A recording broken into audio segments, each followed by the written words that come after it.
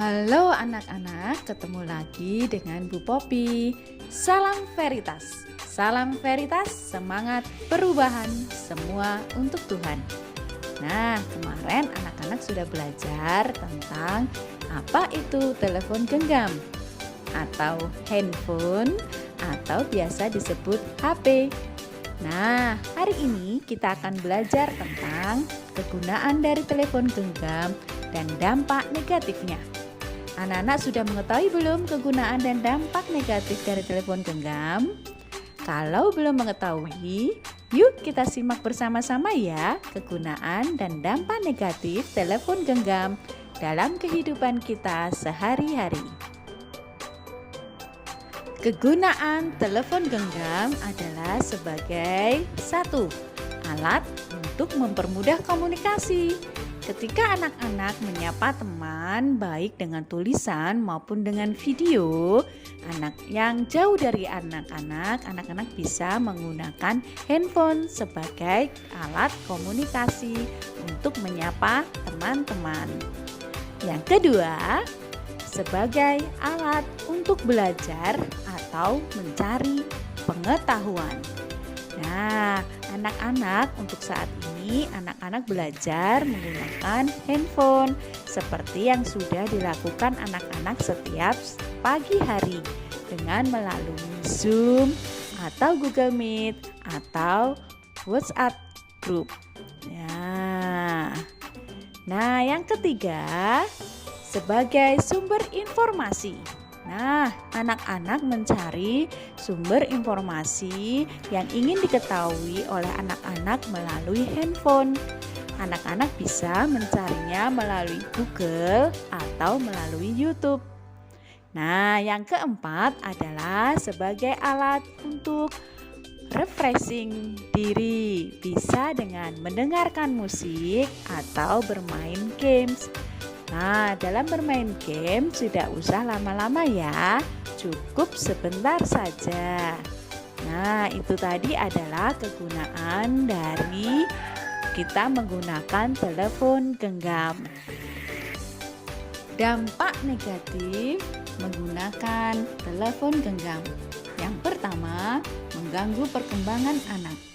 Tidak jarang mereka disibukkan dengan bermain games, melihat YouTube, bermain games, sehingga tidak mau untuk belajar, marah-marah saat diminta untuk makan, mandi, atau aktivitas yang lain. Kalau hal ini dibiarkan, maka anak-anak kita akan menjadi budak teknologi. Nah, untuk itu anak-anak jangan lama-lama menggunakan telepon genggam ya. Yang kedua, efek radiasi. Penggunaan telepon genggam juga berakibat buruk terhadap kesehatan, baik terhadap anak-anak maupun terhadap orang dewasa. Jika memang tidak terlalu diperlukan, sebaiknya anak-anak jangan diberikan kesempatan menggunakan telepon genggam, karena akan merusak mata, dan mata kita bisa menjadi buta lama-kelamaan. Yang ketiga, rawan terhadap tindak kejahatan. Nah, apalagi telepon genggam merupakan perangkat yang mudah dijual, sehingga anak-anak yang membawa telepon genggam bisa-bisa nanti diikuti oleh maling atau penjahat untuk mengambil telepon genggamnya.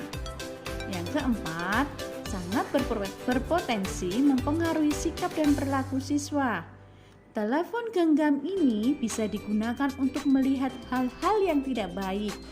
Anak-anak bisa meniru kata-kata kasar, perkelahian, meniru kata-kata yang belum tentu tahu artinya. Nah, itu adalah dampak negatif dari menggunakan telepon genggam yang terlalu lama dan terus-menerus.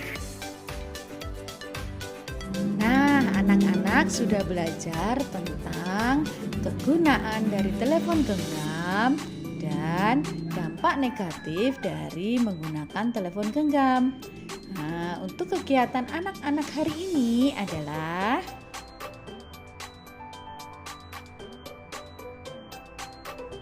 yang pertama, motorik kasar. Melakukan gerak tubuh pemanasan. Anak-anak melakukan gerak tubuh pemanasan mengikuti gerak dan lagu Gerdan Pelas dengan judul Meremas Tangan. Yang kedua, motorik halus. Menggunting bentuk persegi panjang. Anak-anak menggunting bentuk persegi panjang yang akan digunakan untuk membuat penyangga telepon genggam. Yang ketiga, kognitif. Mengenal teknologi sederhana dengan permainan simbolik. Anak-anak menggunakan alat-alat seperti gagang sapu atau kayu atau alat mainan anak sebagai tongsis yang sedang digunakan untuk berfoto atau membuat vlog. Yang keempat, bahasa. Bercerita tentang kegunaan dan dampak negatif penggunaan telepon genggam. Anak-anak belajar membuat vlog tentang kegunaan dan dampak negatif menggunakan telepon genggam. Dan yang terakhir adalah seni. Membuat miniatur dudukan untuk penyangga telepon genggam. Anak-anak membuat penyangga telepon genggam menggunakan barang bekas. Bisa menggunakan kardus bekas atau menggunakan yang lainnya. Nanti dalam mengerjakan anak-anak bisa dibantu orang tua ya.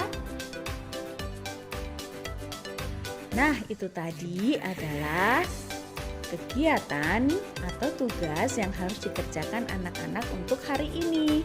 Selamat belajar ya. Meskipun masih belajar di rumah, anak-anak tetap harus semangat dan tetap menjaga kesehatan diri dengan cara selalu makan makanan yang bergizi, istirahat yang cukup, selalu mencuci tangan dengan sabun, dan apabila mau keluar rumah harus menggunakan masker ya. Selamat mengerjakan. Tuhan memberkati.